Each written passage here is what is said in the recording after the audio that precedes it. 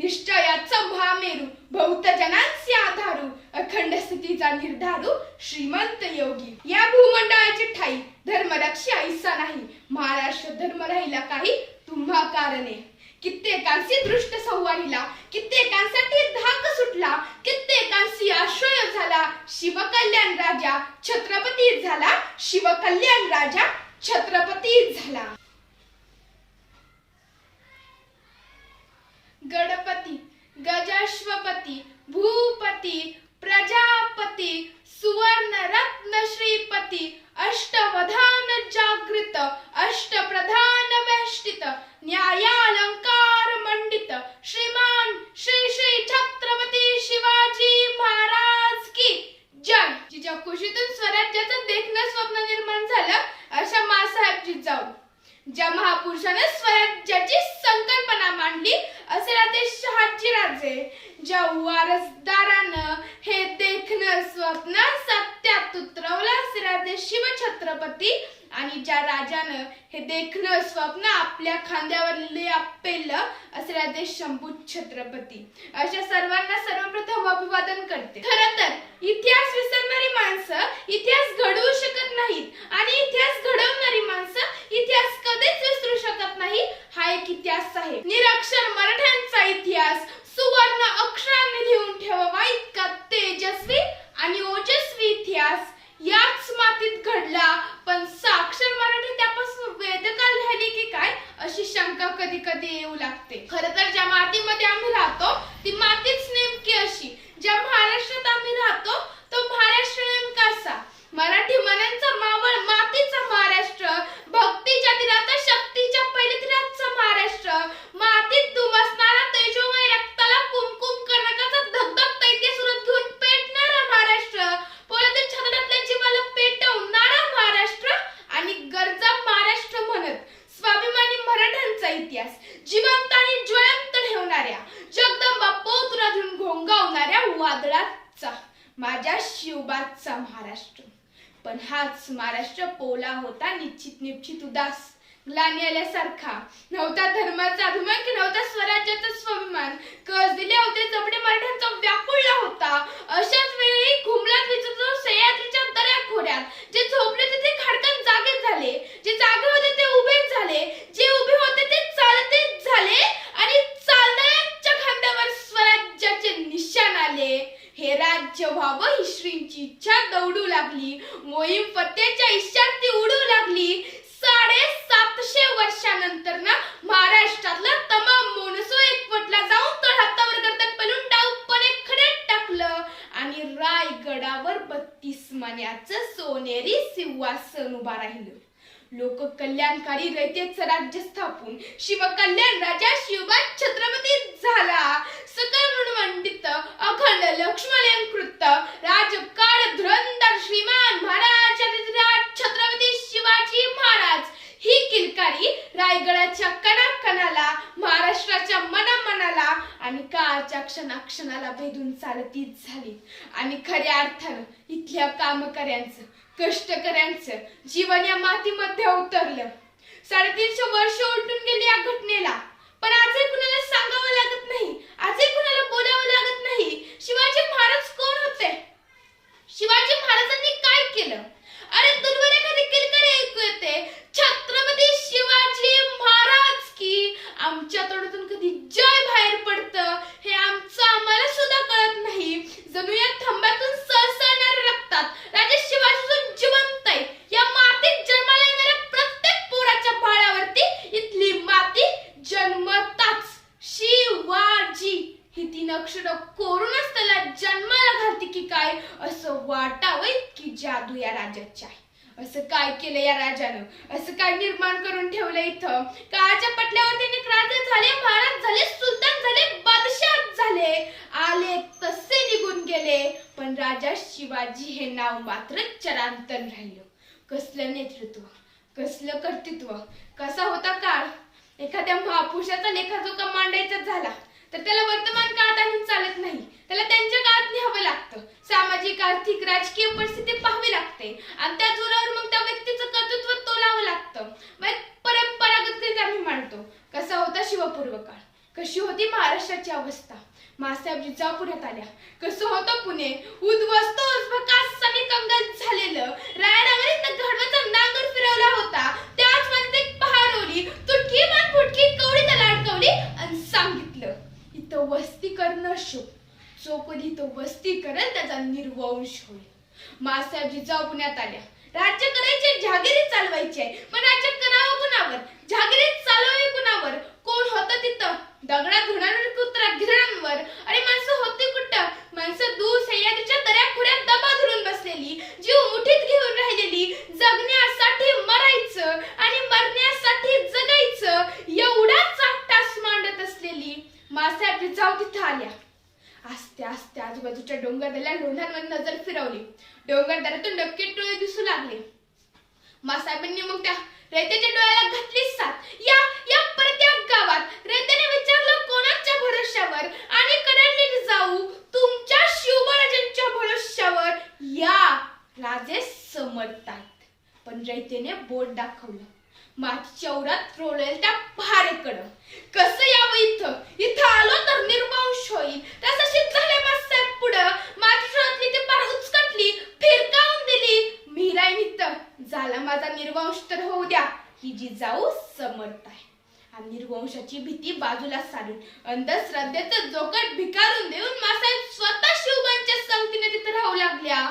ज्या मातीतून घडवाचा नांगर फिरला होता त्याच मातीत जिजाऊंनी शिवबांच्या हातून सोन्याचा नांगर फिरवला. इथली माती जशी नांगरली तशी इथल्या माणसांची मनही नांगरली.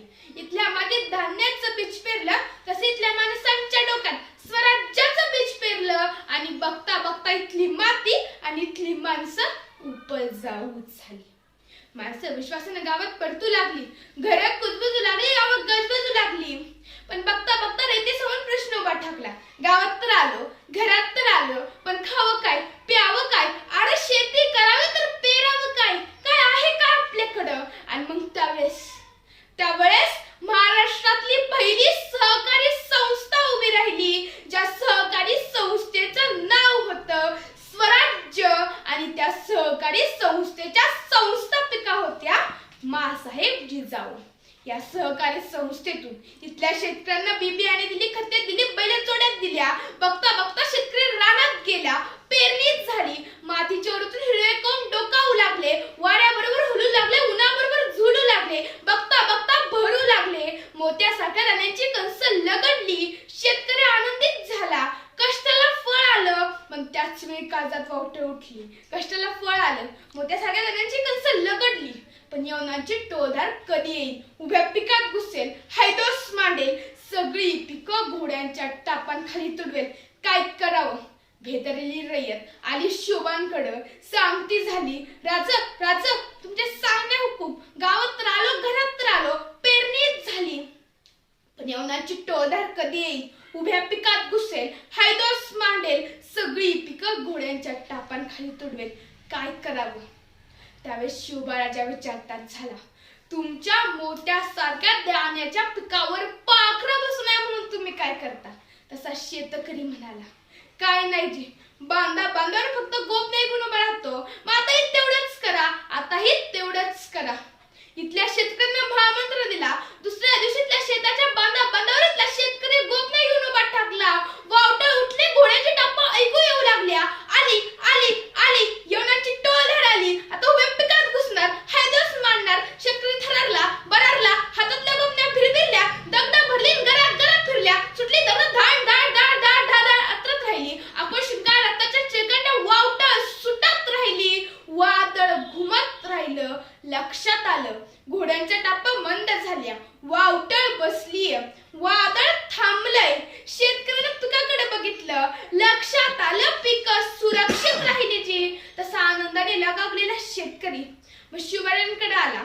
सांगता झाला, राज पिकं सुरक्षित राहिली जी, तसा शिवबा राजा कडाडला.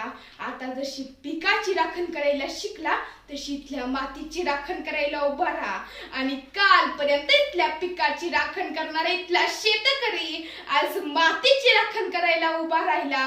मातीत राबणारी माणसं माती जगवण्यासाठी खडीत टाकली आणि बघता बघता इथल्या शेतकऱ्यांच्या स्वप्नातलं मोहर फुललं. अर्धावेळ शेती करावी, अर्धावेळ स्वराज्यासाठी सैनिकगिरी साधावी असा इथला प्रपंच सुरूच झाला. दसऱ्याला सीमोल्लंघन करावं, स्वराज्य संवर्धनासाठी बाहेर पडावं, अक्षय तृतीयेला परत यावं आणि शेतीच्या कामाला लागावं असा इथला रिवाज सुरू झाला. महाराजांनी स्वराज्य स्थापन केलं. कोणाच्या आधारावर, कोणाच्या बळावर, कोण होतं सोबतीला, कोण होतं पाठीशी.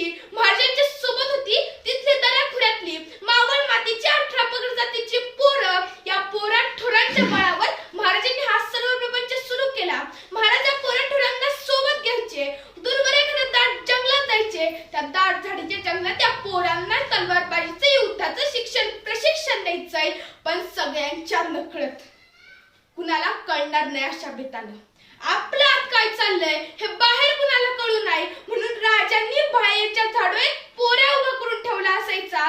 त्याला सांगून ठेवलं असायचं, तुला कुणी अनोळखी येताना दिसलं तर तू नुसता खुनेचा आवाज कर. तुझा खुनेचा आवाज ऐकून आम्ही तलवारी शस्त्र लपवून ठेवतो आणि विटी दांडूचा खेळ सुरू करतो. त्या दिवशी शिवबाराजांचा खेळ रंगात आला होता. बाहेरच्या झाडावरचं पोरगं टहाळणी करत उभा होतं. त्याला दिसलं 15-16 वर्षाचे एक रांगडं पोर येताना. ते पोर थरारलं, नीट निरखून बघितलं. येणारं पोर अनोळखी वाटलं. त्या पोरानं बसल्या जागेवर मोराचा हुबेहूब आवाज काढला. मोराचा आवाज शिवबाराजांना कळवायची कुणीतरी अनोळखी येते, सावध राहा. राजांनी मोराचा आवाज ऐकला. राजे सवंगड्यांना म्हणाले, अरे तलवारी शस्त्र लपवून ठेवा, विटी दांडूचा खेळ सुरू करा, कुणीतरी अनोळखी येतंय. गड्यांनी तलवारी शस्त्र लपवली. विटी दांडूचा खेळ सुरू झाला. तर ते बाहेरच्या झाडावरचं खुनेचं पोरगं टप दिशी खाली पडलं होतं. 15-16 वर्षाच्या रांगड्या पोरासमोर उभं राहिलं होतं. त्याला दमात घेऊन विचारत होतं, कोण र तू? तसं ते 15-16 वर्षाचं रांगडं पोर सांगत होतं, रामोशाचा बहिर्जी. काय काम काढलं? राजांना भेटायचं होतं जी. का र? बोलू की राजांना सांगतो. तू थांबितच, मी राजांना सांगावं देऊन येतो. ते पोर आत गेलं. राजांना सांगू लागलं, राजा कुणी रामोशाचा बहिर्जी आणायची. राजे म्हणले, दे पाठवणार. बहिर्जी आत आला. राजांसमोर उभा राहिला. राजांनी विचारलं, काय काम काढलं र? तसा बहिर्जी म्हणाला, राजा आम्हाला पण घ्या की तुमच्या खेळात सामील करून. राजे म्हणले, काय येतं तुला? सगळं येतं जी. कुणाचा पण आवाज काढतो, कुणाची पण नक्कल करतो. राजा वेशांतर तर असं करतो की तू बी वाळखणार नाही. राजांना पटलं, वाटलं माणूस कामाचा. तर मग ये आत्ताच आमच्या खेळात सामील हो. तसा बहिर्जी घुटमळला. राजा उद्यापासून येतो की जी. का र? नाही, बापाला सांगावा दिला असता. बहिर्जी जायला वळाला. 5-6 पावलं गेला. परत काय वाटलं कुणास ठाऊक. परत महागारी आला. राजांना म्हणाला, एक सांगू का जी? राजे म्हणले, बोल. कुणीतरी अनोळखी येतंय हे कळावं म्हणून तुम्ही बाहेरच्या झाडाचा पोऱ्या उभा करून ठेवलाय. त्याला सांगा, ह्या दिवसात मोर वरडत नाहीत जी. नाही, कुणी जाणता माणूस यायचा, मोराचा आवाज ऐकायचा. तो विचार करायचा, ह्या दिवसात मोर वरडतच नाही तर आवाज आला कुठून. आयतं घोसून झालं राज. राजांनी माणसं गोळा केली. ती अशी दऱ्याखोऱ्यातली सूक्ष्म निरीक्षणाचा ज्ञान असलेली. हाच बहिर्जी पुढे राजांचा गुप्तहेर प्रमुख बनला. राजे एकदा रस्त्याने चालले होते. जत्रा होती गावची. गर्दीचा कल्लोळ माजलाय. राजांची लपेट चालली घोड्यावनं. तो समोर एक पोर दिसलं, शेलार टांगाचं. हिरव्या रानात नागिन सळसळावे असं नुसतं सळसळत होतं. हातातला दांडपट्टा विजय सारखा फिरवत होतं. राजांनी त्याचा तो अचाट वेग बघितला. राजांना वाटलं, हा पोर हवा आपल्याकडं. खेळ संपला, गर्दी पांगली. राजे ते 13-14 वर्षाच्या शेलार टांगाच्या पोराकडे गेले. विचारलं, नाव काय रे तुझं? ते पोर म्हणालं, जीवा महालाजी. राजे म्हणले, येतोस आमच्याकडं? काय करावं लागल जी? काय नाही, इथं जसा दांडपट्टा फिरवतो तसाच आमच्या बाजूने फिरवायचा. बस येतो की जी. आला, सामील झाला. जीवा महाला शिवाजींचा झाला. राजे एकदा रस्त्याने चालले होते. समोरून एक पोर येताना दिसलं. दांडच्या ताकदीचं. ताकद इतकी अफाट की हाताने तार वाकवावे असं नुसता पहार वाकवीत चालला होता. राजांनी त्याचं ते अचाट ताकदीचं स्तोम बघितलं. राजांना वाटलं, हा पोर हवा आपल्याकडं. चालत